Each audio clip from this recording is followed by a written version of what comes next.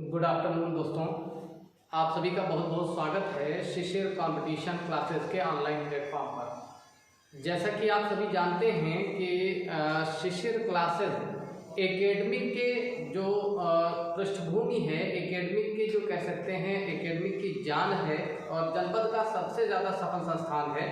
यहाँ पर जो भी शिक्षण कार्य किया जाता है वो बहुत सारे अनुभवी अध्यापकों द्वारा, मथे हुए टीचरों द्वारा किया जाता है। आपको अच्छी तरह से इस बात का पता है कि एक दशक से अधिक समय हो जाने के बाद आपका जो एकेडमिक सेक्टर है वो उस पर तो अपनी पूरी पकड़ बनाए हुए है, साथ ही साथ अब आपके जो कॉम्पिटिटिव एग्जाम्स हैं, जैसे टेट का एग्ज़ाम है, सुपर टेट है, सीटेट का एग्ज़ाम हो गया, आपका UPP, UP triple SC, SSC और जो भी वनडे एग्ज़ाम है, जितने भी प्रतियोगी परीक्षाएं हैं उन पर भी अब शिशिर क्लासेस द्वारा दस्तक दे दी गई है।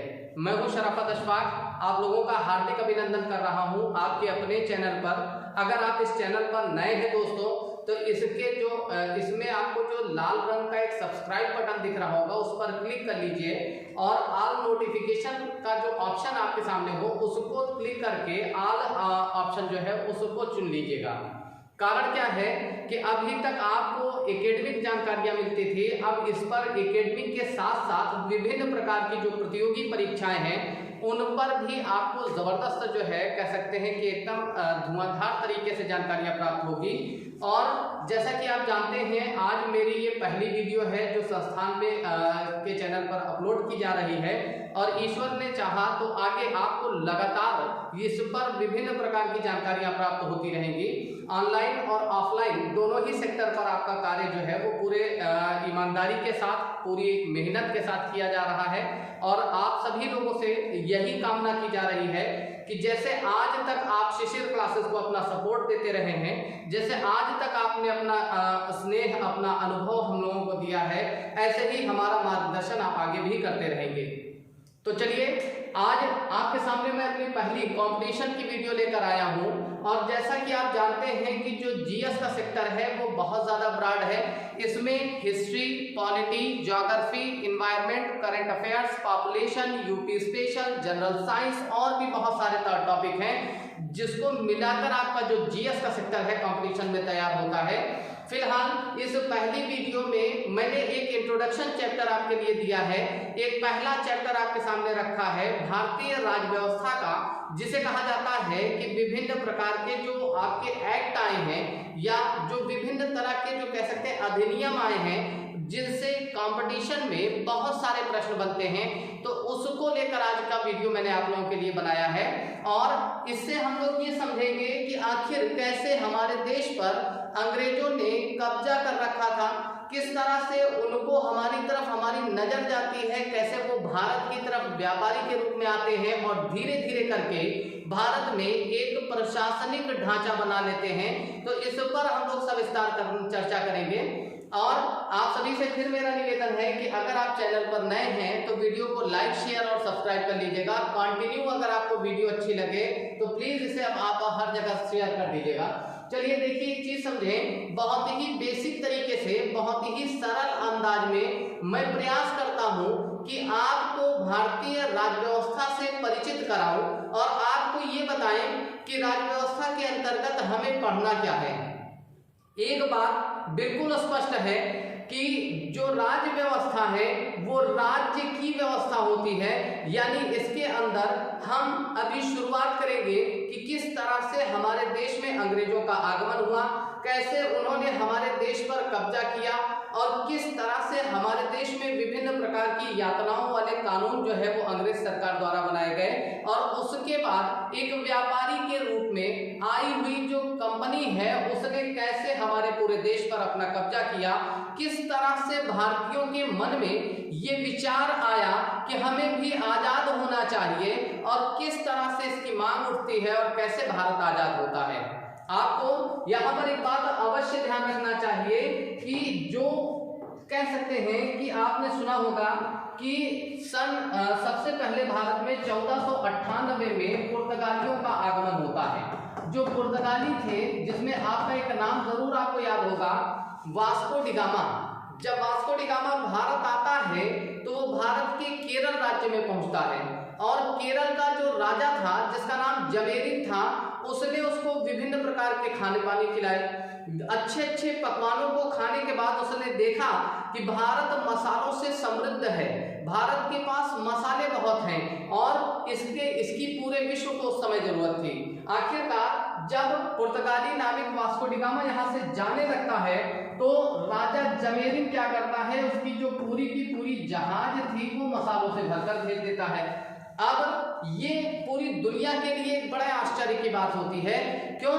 क्योंकि हमारे यहाँ ये मान्यता रही है कि अतिथि देवो भव, यानी जो आपके घर में मेहमान हैं वो भगवान के समान है और हम अपने मेहमान का अधिकाधिक सत्कार करने का प्रयास करते हैं। जैसे उदाहरण के लिए आपको अगर कोई ऐसा रिश्तेदार मिल जाए जिसके घर आप जाओ वो आपको खिलाए भी पिलाए भी और जब आप वापस निकलने लगो तो 20,000 30,000 रुपया आपकी जेब में भी डालते, ऐसे रिश्तेदार से कौन ऐसा व्यक्ति है जो मिलना नहीं पसंद करेगा? अगर विश्वास कीजिए ऐसा एक भी रिश्तेदार मेरे पास होता तो मैं उसके घर हफ्ते में 2 बार जरूर जाता। आप इस चीज को थोड़ा सा हास्यास्पद जरूर लगेगा, लेकिन यही सच्चाई है कि पूरी दुनिया की नजर भारत पर पड़ती है कि एक देश इतना समृद्ध है जिसे सोने की चिड़िया कहा जाता है, जिसे नदियों का दूध और शहद की नदियों का देश कहा जाता है। इसके बाद पूरे विश्व की नजर भारत पर पड़ती है और विदेशी जो व्यापारी हैं उनका भारत की तरफ आगमन होता है। सबसे पहले 1498 में पुर्तगाली भारत आते हैं, फिर 1602 में डच आते हैं, 1608 में भारत में अंग्रेज आ जाते हैं और 1664 में भारत में फ्रांसीसी भी आ जाते हैं। यानी हर आदमी भारत से दोस्ती करना चाहता है, भारत के साथ व्यापार करना चाहता है, भारत को अपना बनाना चाहता है, भारत के करीब आना चाहता है और सिर्फ इसलिए क्योंकि भारत एक ऐसा देश था जिसने अपने यहाँ आए हुए मेहमान की पूरी जहाज मसालों से भर दी। सन 1600 में ब्रिटिश महारानी जिनका नाम एलिजाबेथ प्रथम था, इन्होंने एक कंपनी बनाई जिसका नाम ईस्ट इंडिया कंपनी था। इस कंपनी को बनाने का जो मेन उद्देश्य था, जो मुख्य उद्देश्य था, वो बस इतना था कि ये कंपनी भारत से व्यापार कर सके। इसके लिए उन्होंने भारत में व्यापारिक अनुमति मांगी, सूरत में एक कंपनी बनाई और पहली अंग्रेजों की पहली कंपनी परीक्षाओं में कई बार पूछा जाता है कि अंग्रेजों द्वारा स्थापित जो पहली कंपनी है उसकी स्थापना कहाँ पर हुई थी, तो ये ध्यान रखिएगा कि अंग्रेजों ने पहली कंपनी जो है वो सूरत में स्थापित की थी। किस स्थान से शुरू किया था? सूरत में। आप ध्यान से समझें तो सूरत में कंपनी बनती है और धीरे धीरे करके कंपनी सशक्त होती जाती है, मजबूत होती जाती है, क्योंकि उस समय भारत में हर आदमी अपने स्वार्थ के बारे में सोच रहा था। कहीं ना कहीं कोई बहुत केंद्रीय शक्ति जो थी भी वो भी कमजोर होती चली जा रही थी। जैसे मुगल सम्राट जो है वो धीरे धीरे करके खुद ही कमजोर होते चले जा रहे थे, उनकी नीतियां उतनी अच्छी नहीं थी, प्रशासन उतना अच्छा नहीं था और 1764 में एक युद्ध होता है जिसको बक्सर का युद्ध कहा जाता है। इस युद्ध को जीतने के बाद अंग्रेज भारत की सबसे बड़ी ताकत बन जाते हैं।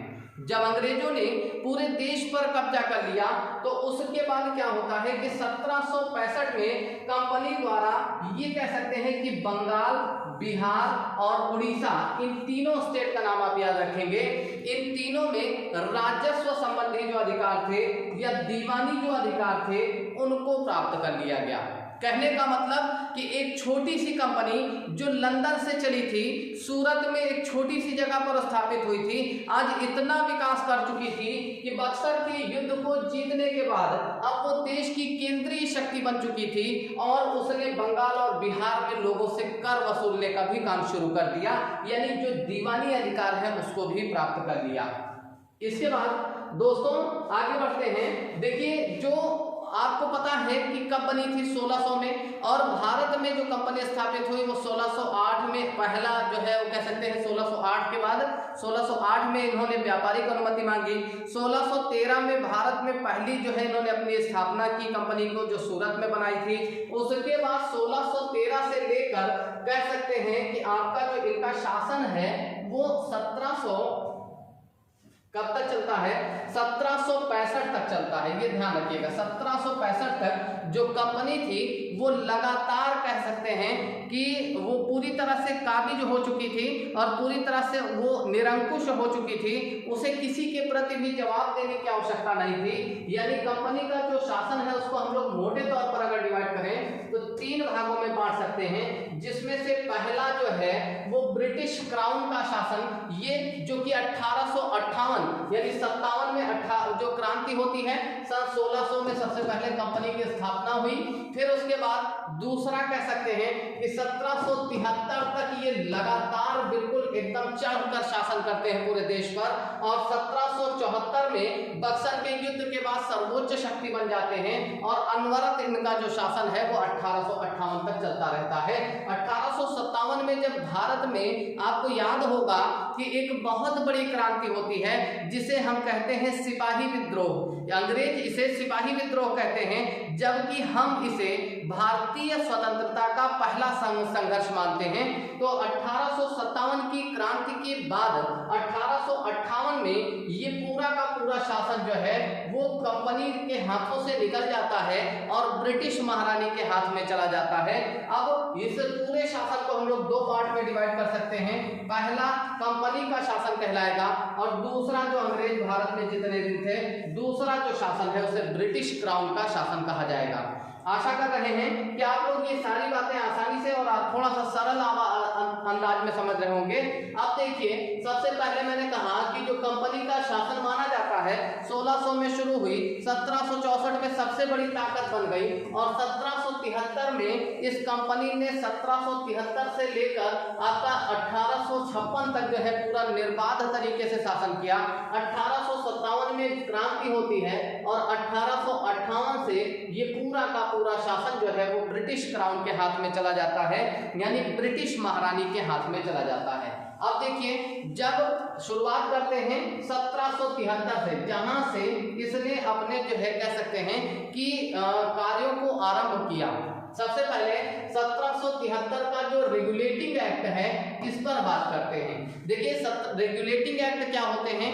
कह सकते हैं रेगुलेट करने के लिए अगर कोई कानून बनाया जाए, अगर हम ये कह सकते हैं कि दबाव बनाने के लिए या पकड़ बनाने के लिए कोई कानून बनाया जाए तो उसे ही रेगुलेटिंग एक्ट कहा जाता है। कभी भी आप दिमाग में रखिएगा कि अगर रेगुलेट करने की बात कर रहा है तो इसका मतलब नियंत्रण करने की बात कर रहा है, पकड़ बनाने की बात कर रहा है।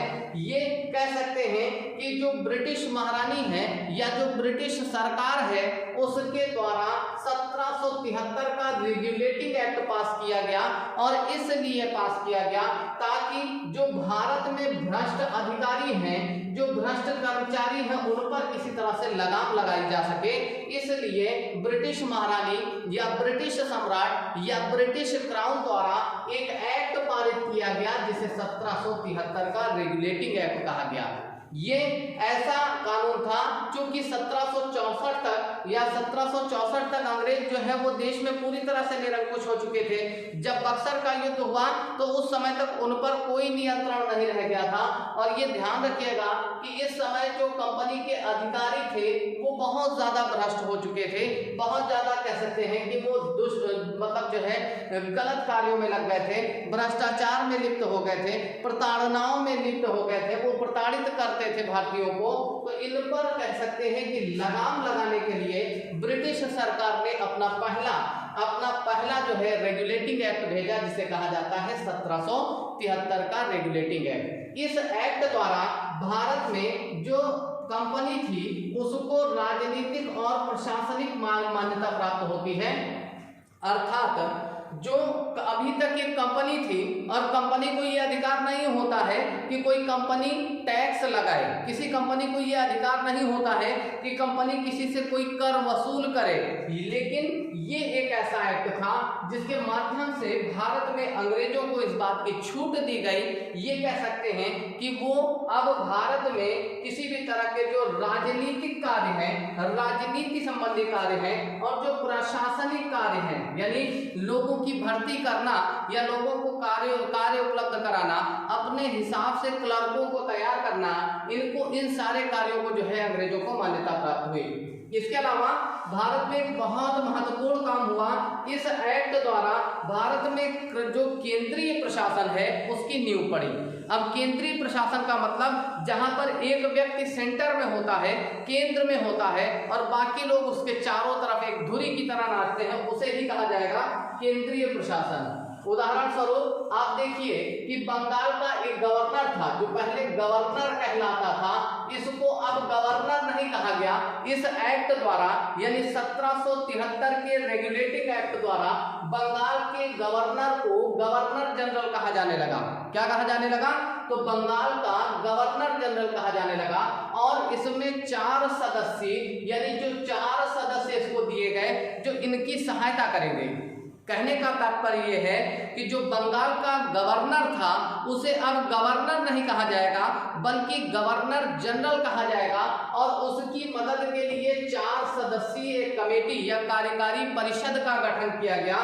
और ऐसे पहले गवर्नर अगर आपसे पूछा जाए कि पहले गवर्नर कौन थे तो वो वारेन हेस्टिंग्स थे। ये ध्यान रखिएगा कि ऐसे पहले गवर्नर जो गवर्नर जनरल कौन थे जो बने, आपका कह सकते हैं पहले गवर्नर कहलाता था लेकिन पहले गवर्नर जनरल कौन थे तो वो वारेन हेस्टिंग्स थे। इसके अलावा जो बंबई और मद्रास 3 प्रेसिडेंसियां थी उस समय, जो जिनमें एक बंबई थी, एक कलकत्ता थी और तीसरी मद्रास थी। तो जो बंबई और मद्रास प्रेसिडेंसी है इसको बंगाल प्रेसिडेंसी के अंतर्गत कर दिया गया, यानी बंगाल का जो गवर्नर है उसे गवर्नर जनरल बना दिया गया और उसकी सहायता के लिए जो 3 सदस्यीय कार्यकारी परिषद है, 4 सदस्यीय जो कार्यकारी परिषद है वो उसको प्रोवाइड की गई। साथ ही साथ बंबई के और जो मद्रास के गवर्नर हैं इन दोनों ही गवर्नरों को बंगाल के गवर्नर के अंडर में कर दिया गया। इसके बाद देखिए 1774 में इसी एक्ट द्वारा 1773 के रेगुलेटिंग एक्ट द्वारा कलकत्ता में यानी आपका पश्चिम बंगाल में या गौड़ में एक उच्चतम न्यायालय की स्थापना की गई जिसे सुप्रीम कोर्ट कहा जाता है। एक उच्चतम न्यायालय, पहली बार भारत में जो उच्चतम न्यायालय की नींव पड़ी वो कब पड़ी थी तो 1774 में। और कहां पर तो कलकत्ता में। और इसमें एक मुख्य न्यायाधीश था और 3 अन्य न्यायाधीश जो है इसमें नियुक्त किए गए। आगे देखें, जो भारत में कंपनी के राजस्व, नागरिक और सैन्य, मतलब कहने का ये है कि जितनी भी काम हो रहे हैं अंग्रेज कंपनियों द्वारा उसकी जानकारी या उसकी सूचना जो है वो ब्रिटिश सरकार को देना अनिवार्य था। ये यहाँ पर इसलिए किया गया ताकि जो निरंकुशता है उस पर नियंत्रण लगाया जा सके अंग्रेजों द्वारा या ब्रिटिश महारानी द्वारा। तो भारत में जो भी कंपनी के काम हो, चाहे वो राजस्व के काम हो, चाहे वो नागरिक काम हो या फिर सैन्य गतिविधियां हैं, जो भी कार्यवाही हो रही है भारत के अंदर उनकी जानकारी लंदन देना अनिवार्य था। ये किसके लिए था तो ये अंग्रेज जो कंपनी है भारत में, ईस्ट इंडिया कंपनी, उसके कर्मचारियों के लिए ये सारी चीजें कही गई थी। आशा कर रहे हैं दोस्तों कि आपको 1773 का रेगुलेटिंग एक्ट भी समझ में आया होगा और किस तरह से मसालों के लालच में भारत की तरफ व्यापार की ओर बढ़ते हैं, भारत की समृद्धि से लोग जो है लाभान्वित होकर जो लोग कैसे भारत की तरफ बढ़ते हैं, ये एक छोटा सा बिंदु आपको आसानी से समझ में आ गया होगा। तो दोस्तों आप लेते हैं विदाई, अगली वीडियो में इसी के आगे हम लोग जो है कंटिन्यू करेंगे और आप सभी अपना स्नेह अपना जो है वो देते रहिए और विभिन्न प्रकार के प्रतियोगी परीक्षाओं के लिए ऑनलाइन और ऑफलाइन दोनों ही मोड पर आप जो है जो शिशिर क्लासेस है यहाँ से संपर्क साध सकते हैं। तो बहुत बहुत जो है आप सभी दोस्तों का धन्यवाद। Thank you so much.